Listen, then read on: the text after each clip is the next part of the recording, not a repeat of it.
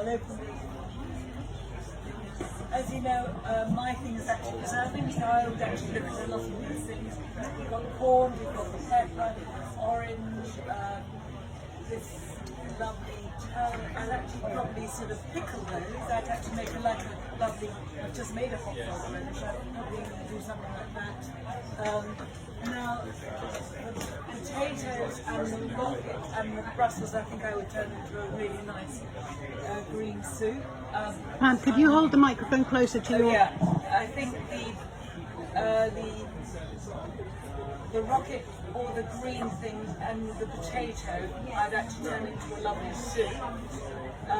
The plums I'd just quickly roast, and the soup I'd actually sort of make a cheese on toast with the cheese and the bread, so that we can have lovely cheese and croutons on there. What would I do? Oh, the orange, I'd take the zest, I'd actually take the plums and roast them with that lovely orange zest. And the tomatoes would go into the pickle as well.